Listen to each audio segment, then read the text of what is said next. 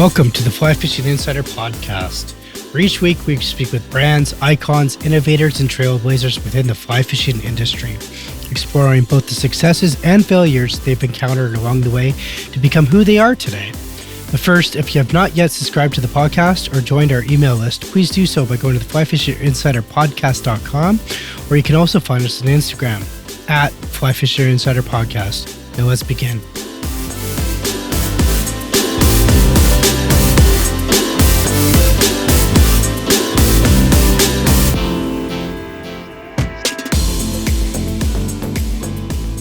Mark, welcome to the show. Thanks for having me, Greg. Yeah, no problem. We're excited about this. Before we get talking about the business itself, can you tell us a little bit about yourself and your background? Well, I'm a little bit different. I'm actually a petroleum engineer by background. I've been practicing petroleum engineering for the last 20 some plus years. Most recently had the opportunity to take a break from the petroleum industry and form this company called Region, which we're talking about today. Awesome. How long have you been fly fishing for, Mark? Probably close to 40 years. So a lifelong fly fisher almost. Love it. Yeah, I grew up in Colorado on the waters in Colorado and expanded to all sorts of fun places. Recently got into saltwater in the past 5 years and have really enjoyed saltwater fishing. Well, later on, I'm going to ask you what you would prefer, better, salt or fresh. Mark, I just want to know about your business and your brand. You talked about it briefly, Region Fly Fishing. What is Region Fly Fishing? So Region Fly Fishing is a partnership between one of my partners. We can talk about him a little bit later because he's got an interesting story, and myself. And what we are is looking to expand the world of fly fishing for everyone. So we offer tenkara, we offer fly fishing, traditional fly fishing, both fresh and salt water. And our solution, we really want to just add water. So we'll have our own lines, tippets, flies, rods, reels, and all of the equipment associated with it. Excellent. What made you guys get together and want to create this business, you and your partner? So it all started with a dare. My partner, Ron Lesro, was a highly successful in the cigar industry. He just sold his business and he was looking for something to do. And he's fly fished in the past, but not seriously fly fish because he's down in Houston here with myself. And I took him to the Bahamas as one of the trips right after he sold his business. And he got involved, started looking at fly rods, and I was taking him to the local fly shops, and he was absolutely appalled by the prices of everything. And I said, no, you got to buy this stuff because it's quality goods. And he looked at me, he goes, I just have a feeling there's quality goods that can be had for a lot less than this. And so he said, hey, if I find something that's acceptable to you, will you start this business with me? And I didn't believe that he'd find anything. So he went around, searched the world for all sorts of things. And so first started with flies and sent me some sample flies. And I was like, wow, these are pretty impressive flies. And then he got a fly rod in my hand, and I was very impressed. In the past, I've really been sort of a brand snob and fished several of the very high-end brands. And the rods that he gave me, which were just samples before they're actually the Region branded development rods, were just fantastic. It really surprised me. So these rods that you had, they were early Region rods, is that correct? But they just weren't branded Region at the time? No, they were just samples from some manufacturers in China. Wow. Okay. Yeah, and they were very fantastic. I mean, it was like 80-90% of what some of my premium rods are. Wow. I like that. So here you guys are. You got all this product here. You found a supplier. You found a manufacturer. How do you put the technology forward into a Region rod? Explain to us that. So some of the technologies, we work with manufacturers quite a bit. It's a iterative process, so it takes quite a bit of time. So we've been going on this for about 2 years. They provide samples. They give their recommendations. We tell them what we want, and they'll send a sample, and then we'll get to test it. And some of the samples, probably the most recent is some of the carbon samples that we're using in our rods are Japanese carbon. and with some specialty resins that they have provided for us. And the rods perform just fantastically. We use them in both our Tenkara and our traditional fly rods. Why would you say the Japanese carbon is better than say traditional graphite? There's really not much difference in carbon and graphite, actually, that I've found out. People say there's a lot, but it really isn't. The basis, my background's an engineer, the basis is both carbon and graphite, and it's more along the modulus of the carbon and Mhm.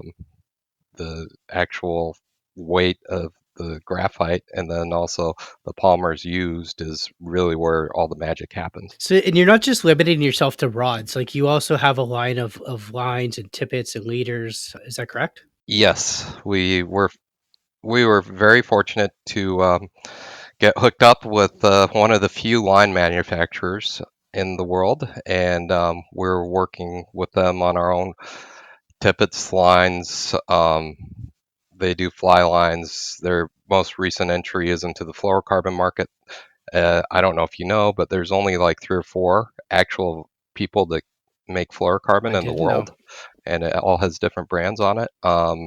This company is new into the market, and so we're lucky enough to work with them and develop some of their fluorocarbon lines. And again, are you working off manufacturers' suggestions, or do you guys have your own like tapers or your own designs in this fluorocarbon? In the fluorocarbon, just because it's either tapered Hmm. leaders, it's very similar to everything out Yeah. there. So we're working off of what we work, which we like, how flies turn over, such like. Um, and then it's just we want to match the standards. I'm very much a traditional old school fly fisherman. So I want the 5X to actually be the correct diameter. You've seen that a lot of changes in that just to get the strengths up. So our lines have slightly less test in them right now, but the manufacturer assures me that they'll get up to the high quality.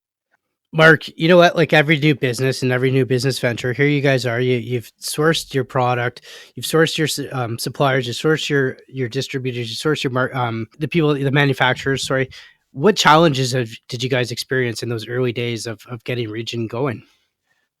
That's really interesting. Been a lot of challenges as with any small business. One that comes to mind is actually product photography. One of the things is Ron and myself, we're both doers. We've, you know, been around computers and have figured stuff out, but macro photography, especially on flies, was a huge challenge for us because you just couldn't get something that looked lifelike and the customers wanted to see when you're dealing with size 22 midges or Hmm. something like that. So we had to invest quite a bit of time, money, and resources into photography equipment. um, Also, we built our own. We like building things at Region, so we built our own photo booth. Spent a lot of time and effort just learning the trade to get some pretty spectacular shots. Now we're very happy with the shots. Our next challenge in the photography, it would be our rods. Those It's a whole different ball game when you're photographing rods, as we're finding out right now. What other challenges do you think you guys encountered? The big challenge right now for us is actually getting more into the mainstream of through social media, working advertising. We have spent 98% of our resources working with the manufacturers to get a good quality product out there.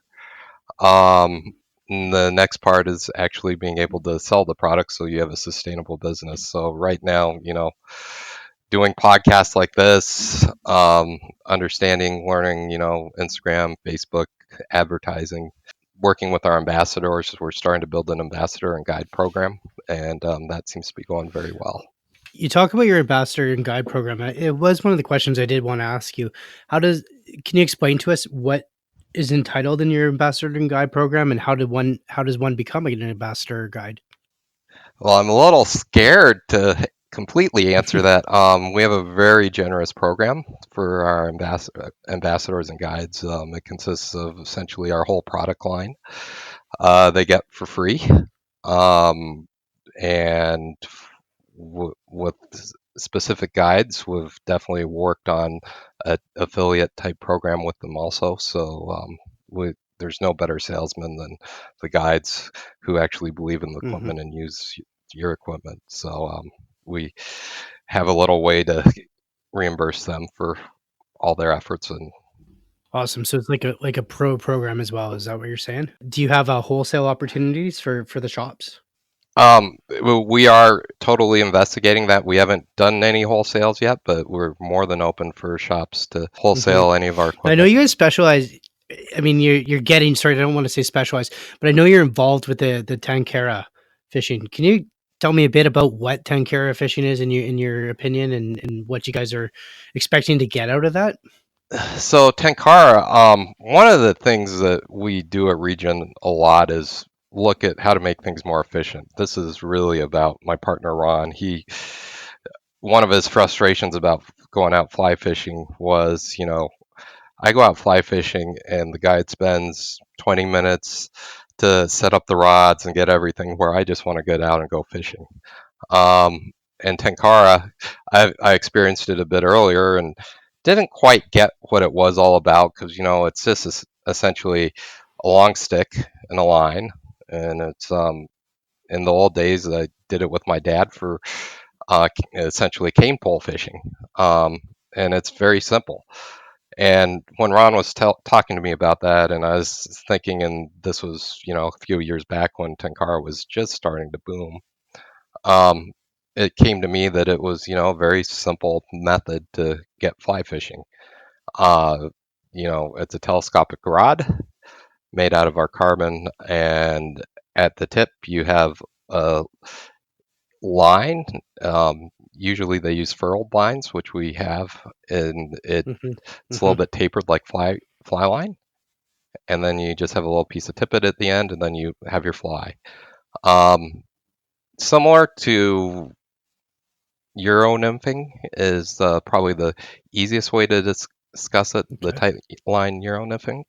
But you can do just about everything with Tenkara. It really has taught me a lot in the last few years. Casting accuracy has increased in both my fly fishing because of Tenkara. Um, but there's a huge difference between Tenkara and fly fishing in the industry. There's sort of this great divide I have seen here recently where you're either a Tenkara fisherman or a fly fisherman, and I think of it as more of a tool that's fit for purpose. It's great for small streams, ponds, high mountain lakes, um, and that's where I love to use it.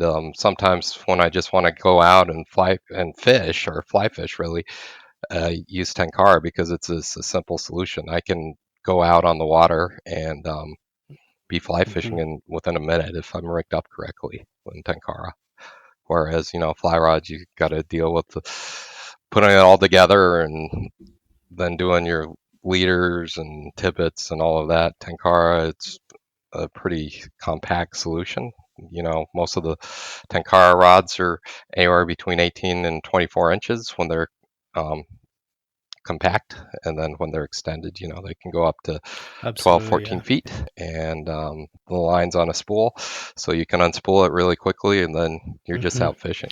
You know what, Mark? I did want to ask you, how would you describe what Tankara fishing is looked upon by the fly fishing industry in your words? If you go on to certain groups, uh, the fly fishing mainstream industry, it just depends. There's certain groups that just don't understand the fly fisher or the tenkara, and they're pretty much bad mouthing it and making Hmm. jokes. And I won't go into some of that.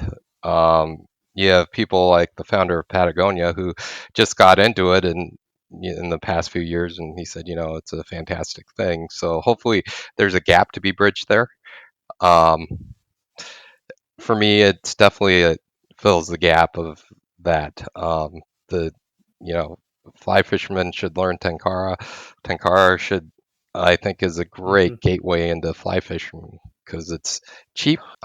People can get in and tenkara fish for under $100. So I guess it would be safe to say, in your own words here, that more education and time are was required for this to be improved upon. Is that correct? Yeah, I grew up, in Colorado, back in the days when snowboarding was Yeah, brand new. I look at Tenkara along exactly. those Yeah. lines. Skiers, will go and ski, and then we were bad mouthing the snowboarding, but they can coexist very well. You look out at the slopes now, and there's, probably more snowboarders than there are At least skiers. 50-50. Yeah, absolutely. Yeah. Yep. S- Nice. So I think that's where we are. We're in the early days of the difference between tenkara and fly fishing and snowboarding and skiing. All right. I want to shift to another question I wanted to ask you here. And that's, I know you mentioned that you were into rods and reels. Tell me a bit about the reels that you guys have. Do you currently have some reels going on right now?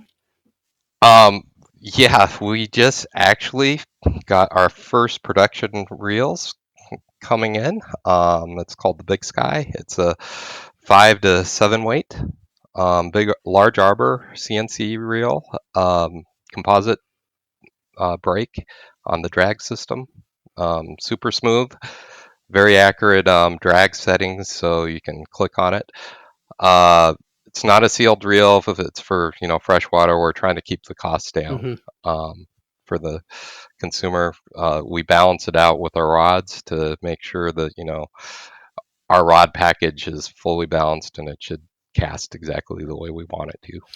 Is there any other plans that other weights in the freshwater series?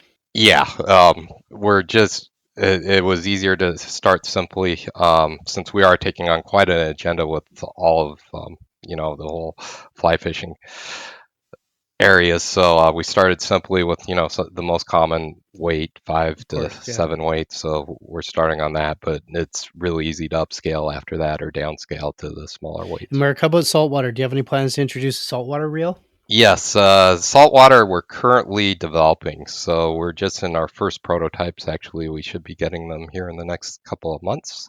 Can And you give us a teaser at all about that? yeah, they're going to be fantastic reels. Way under the price point that people think for saltwater fly fishing. They'll have sealed drags, carbon drags, highly adjustable. Will look absolutely beautiful, fully CNC'd. Mark, I want to ask you. It seems like you got your finger in a lot of pies here. So where's the focus of your business? Is it the rods? Is it the reels? Is it the line? Or is just tell me where the focus is. So equally, it's in all of it right now. We're really focused on different parts of the business because luckily it's been phased in with all the different uh, manufacturing that we have going on. So at first it was flies. We've been really successful pulling quite a bit of flies together. Since September, when we really started selling, we've been manufacturing about 20,000 flies here since September. So that market's been really good. And once you start getting, you know, your feet wet and work with these manufacturers, they're really good at starting to, be able to replicate and take care of those. Right now, our main focus is on Tenkara and the fly rods and reels. We just received those in. We're trying to get product photography together, working with the ambassadors to get it out to them and make sure that everything's correct. What are some of the ways you guys are marketing your business towards the masses to get better brand recognition? So, very early on with that. So, some of the marketing that we're doing is trying some Facebook advertising, trying and Instagram too. The biggest bang for our buck, though, has been really with our guides and ambassadors. We're working a lot with them and focusing, a lot of our attention with them. Yeah, you know what, Mark? I agree. Working with the guides and the ambassadors is absolutely the best word of mouth for sure. You know what? I do want to ask you as well. And this kind of goes to thinking like we look at your business, and no business is perfect. Where would you say an area in your business is that you need to improve upon? One area of our business, since now the Ron and I are both full time on it is we get sidetracked quite a bit. We're both very creative people, and we'll see something new and go try to work on that for a while. So we as you know, with a lot of things, we lack some discipline in that. We know we need to go take care of something, but we'll go and research, especially when it comes to finding new products or finding new ways to pull our business together. So we spend a lot of time inv- uh, thinking of inventions or how we can solve problems, and then we'll go down a line, and then we'll hit a roadblock, and so it'll get shelved. So there's a lot of great ideas. A lot of them will not make it out to market for sure, but a lot will too. Shiny object syndrome, I think they call it. So that's funny. That's funny. What's the community, or like what are fly fishers saying about your product? The ones that are using it. The ones that are using it are absolutely loving it, and they can't believe the price point for it. We have several guides in Colorado who have been fantastic, um, but they have were amazed by how light it is, how we're able to support them. One of their biggest complaints with rods, and we've solved that problem, is the repair programs. They said, it takes forever to get rods repaired, and when I have a client breaking a rod, it hurts my revenue at a later date. And what we can offer is a express program for the guides where we actually will ship them a brand new rod. um, they just tell them they broke it. We work very much on the honor system, and so they'll get a rod within a week to replace them. We offer that service to our clients or our customers, and that is a little a higher cost because shipping's pretty high on that. But then also our repair program, will get you a replacement or figure out how to fix your rod and get you fishing within 2 weeks. What are some other ways that you're differentiating your business from the other manufacturers? Because I mean, that's a great option. That's a great idea to express and work with the guides on stuff like that. But there's got to be a few other concepts that you guys are doing that we're unaware of. Oh, there's always a bunch. Something that we really are differentiating is, really trying to stay with premium technologies and equipment. For example, our flies, we just were able to work a great deal with Mustad. So all of ours have the new Mustad signature series hooks. On that, we're not going to be using brass beads. Everything's going to be tungsten. Um, what other things that we're doing? There's a few other projects in the works. I'll be a little teaser to help really with the efficiencies of your rig ups, but not ready to talk about those quite yet. Oh, come on, no one's listening. It will definitely help your time to get out of the water when you're rigging up a lot of flies. I like it. Mark, can you order the flies online? Yep, we offer all of our flies online by the dozen. One of the things that are a little more unique is we've found is it's very difficult with shipping. So we do offer free shipping, and that's why we're selling by the dozen. But you can make assortments of sizes, so it helps the customer get exactly what they want.